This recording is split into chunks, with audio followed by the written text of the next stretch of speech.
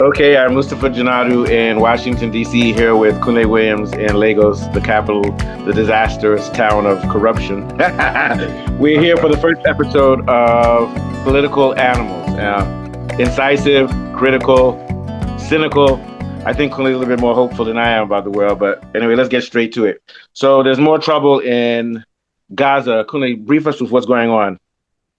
Yes, so yesterday we saw two tragic incidents of violence, and there is no defense by the violence initiated by both parties. But let's look at the disparaging incidents of violence. Okay, so what happened yesterday? Um, Yesterday in America, let's start with America because they always prioritize themselves first.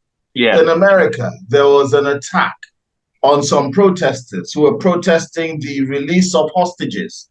With the release the hostages run and protests and so on. And there was a man named Mohammed, a Semite, who, in a chant of Free Palestine, attacked and threw what we can only call Molotov cocktails at these Israeli protesters. So And these protesters were protesting on behalf of Israelis. on behalf of Israel. Okay, and okay, and eight of them were injured and okay, taken to hospital. There were no fatalities. yeah. At the same time, in Gaza, there was a food humanitarian unit, and the Palestinian men, women, and children were going there to collect food. As they went there to collect food, they were set upon by Israeli shooters. 200 were injured and 32 men, women, and children were killed Yeah, I think it's outright. gotten up to 270, maybe even up to 290. Maybe, yeah, I think it's that much. Yeah, go Yes, ahead. Yeah. that's a slaughter. Since Uh-huh. this war has begun, um, let me continue with this. So Yeah, when I yeah. looked at the news, and CNN, to its credit at least, did give the two stories. But if you go to CNN now, they're focused on who was the shooter. It's anti-Semitic. Israel stands together. They're all victims. They're reminding of the Holocaust. It's so terrible. I want to remind people we are not stupid here. We studied history. I know what happened in Ledis in France when Heydrich was assassinated by the French resistance. An entire town was wiped out. For every Mm-hmm. person that the French resistance killed, the Nazis would kill 22 civilians. And the French resistance were dubbed terrorists because they Oh, were yeah. resisting and fighting whilst they were being occupied by Nazis. They did not only kill Nazi soldiers, they also killed Nazi non-combatants, but they were terrorists. So using that same analogy, and we look at how America focuses on these eight people who were injured, the Jews and the rabbis coming out saying they're so afraid. It's another program. It's Kristallnacht all over again. Eight Well, people were well, let me injured. give you an example. A couple of weeks ago, two Jewish who were pro-Israel, who were anti-Hamas, two citizens were killed outside of a temple in Washington, D.C. And even the mayor of D.C., a black lady, said, we have to make our city safe for everyone. In the same city where black kids every day can't even go to the grocery store where they get shot. And they're worried about two. Trust me, I feel bad about those two protesters who, those two pro, and these are people who are pro the attack on Palestine. They were killed, and it was a big story in America. Two white people are more important than 200,000 dead Palestinians. And if it's black, then two white people are more important than 16 million black people. That's the way I look at it. That's what it is. They don't care about these people's lives. GHF or the food people are denying that anybody was shot upon. Can you imagine that? These people are coming to you for aid and soldiers shoot. Then you say we didn't see any soldiers. But the Red Cross has said that they've seen up to 279 injured people and dozens dead. What other thoughts do you have, Kunle?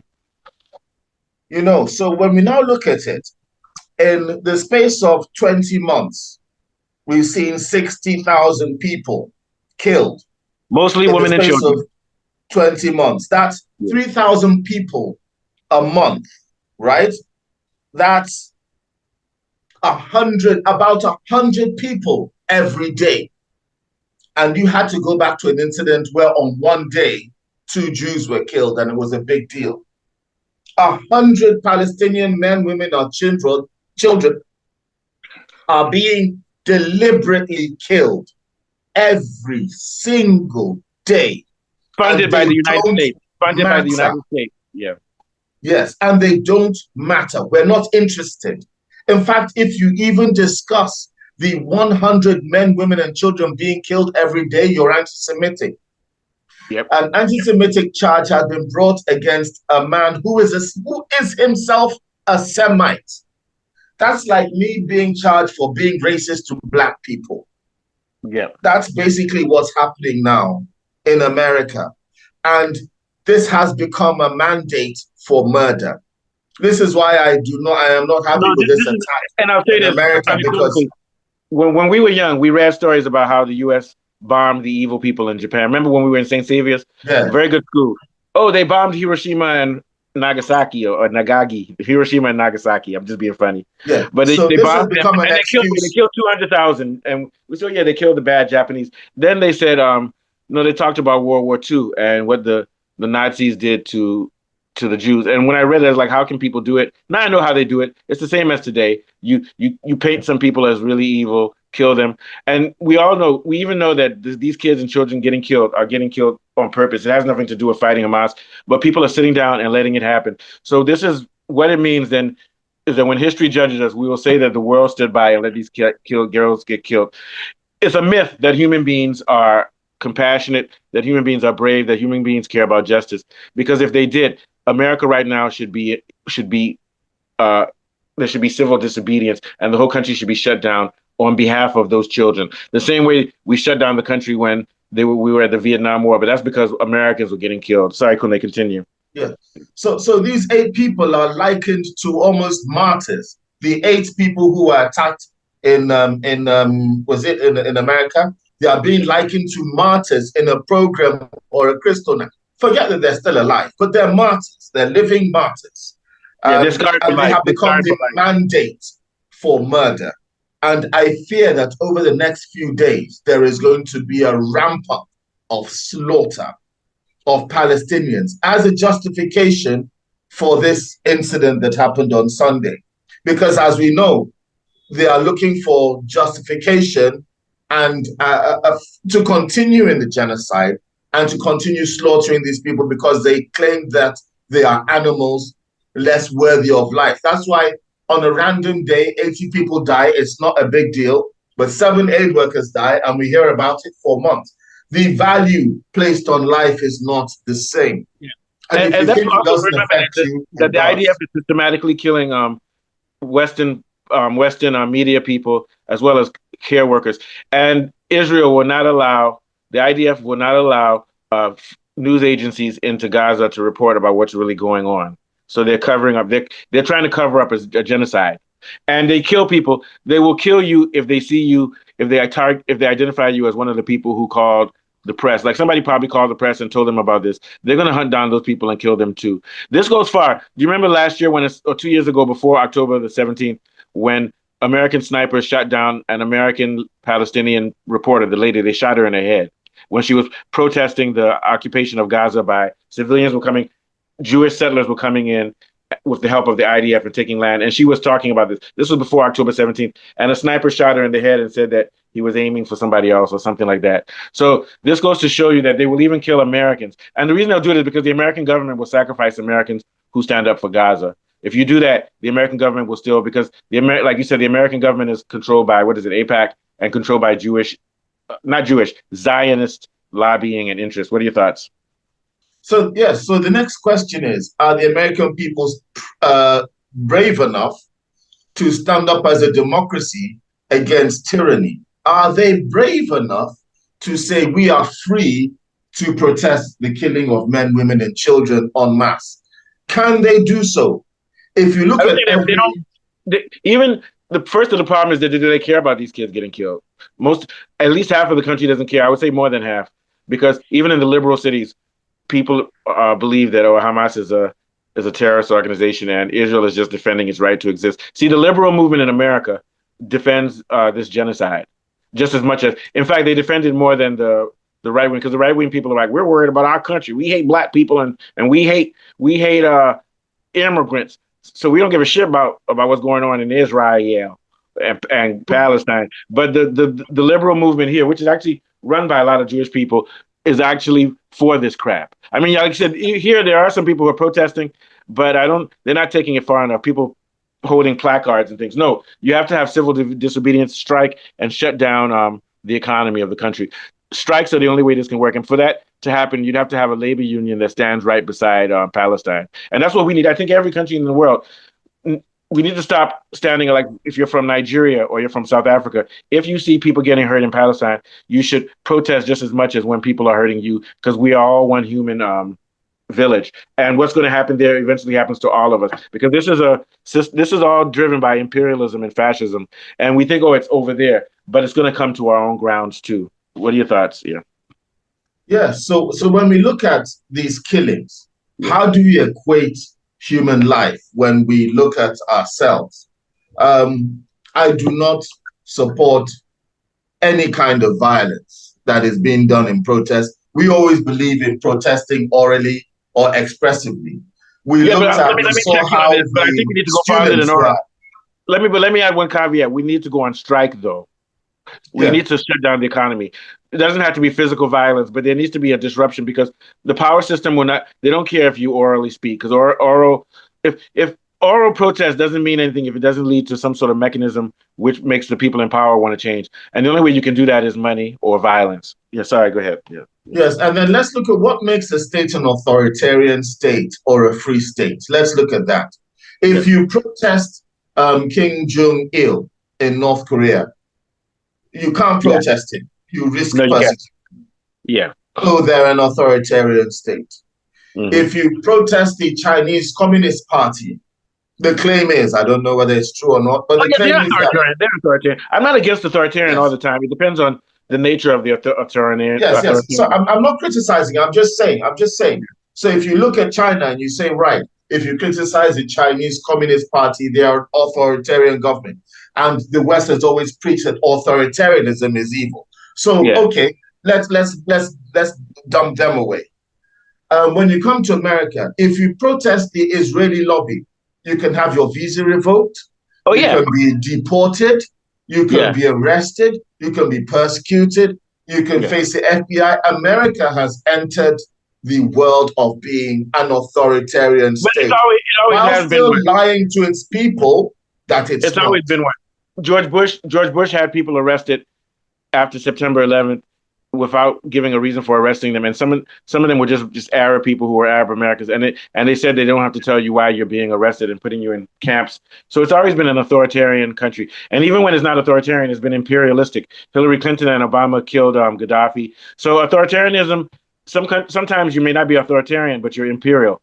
So that just means I'm not holding people in my own country, but I'll kill people in other countries. But you will find out that America is authoritarian if people had stood up against the bombing of Libya in America, the government would have silenced them. So innately, America is always authoritarian in that if you go against its imperial wishes, it will put the wrath of God on you. People don't talk about this. Biden had the Uhuru socialist movement arrested 2 years ago because he said they were pro-Russian because Russian organizations were giving them money for their politics, which wasn't illegal actually. So, but the reason they hated them is because they were speaking out against the Ukraine war.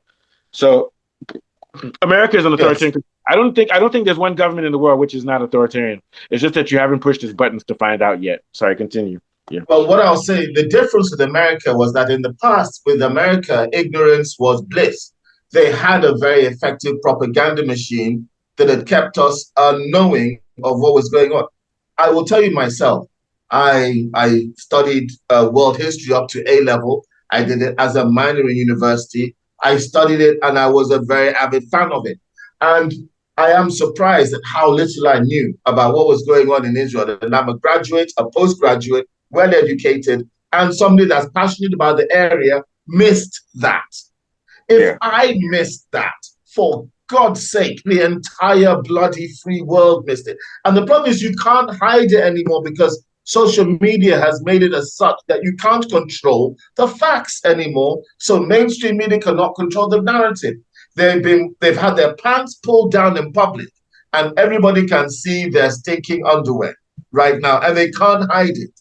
And now the world is saying, now America is now facing the real test. Now you know what's going on. Are you free to truly protest this, or are you not? And Yeah, America has already doubled down, and they've turned authoritarian. They've destroyed their education system potentially by threatening any foreign protest against it, any form of protest. And by this recent terrorist action, they're going to go after anybody that turns or stands against genocide. And if you live in fear in America, you will be silent. So if you're afraid, you will be silent, just like every other authoritarian government in the world. America has become one. And oh yeah, now it's the always people so here's some know. facts. You don't know They this. didn't So know here's some before, facts. but now they know. Yeah. So now we know, and at least half of the country doesn't care because the people who support Trump and everything, no matter what he says, if he says the war in Israel is bad, they'll agree. If he says that if what Israel is doing is good, they'll agree. If it's bad, so half of the country doesn't care, and I think most Americans are self-interested in that when they know violence is going on or to people they don't care about, unless it's white people like Ukrainians, they don't care. So I think overall, in general, I would say a large part of the American population is indifferent to the suffering of people of color and black, and they are look favorably towards Israel because Israel is a Zionist, which is basically Eastern. They are Europeans. They look favorably to Ukraine. They look favorably to France. If this was going on, if Germany was doing this to France or Russia was doing this to France, there would be people in America who would take weapons and go and fight for France. You understand what I'm saying? But nobody's willing to Yes, fight. I mean, But the biggest thing that's let down the people in Gaza, in Palestine, is their fellow people, Saudi Arabia,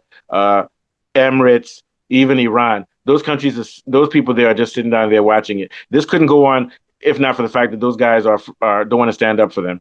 Saudi Arabia doesn't want to stand up, UAE, and they even hate them because of the Sunni Shiite distinction. So what's really scary is that the people, their neighbors, don't care about them one bit. All they need to do is turn off the oil for 10 days and say no oil for the West. That thing will stop in Gaza. That's all Saudi Arabia needs to do, and they're not doing it. What are your thoughts before we head out? Yeah. yes, I mean, well, we know the history of the Middle Except for East and The how. Houthi. Shout out to the Houthi. Go ahead. Yeah. Yeah, shout out to the Houthis. They're the only group that were brave enough. But we do remember that before all this, that these Middle Eastern states are authoritarian states in themselves. Yeah. Ironically, the only democratic state in the Middle East is Iran. They are the Yeah. only one And that what? have elections.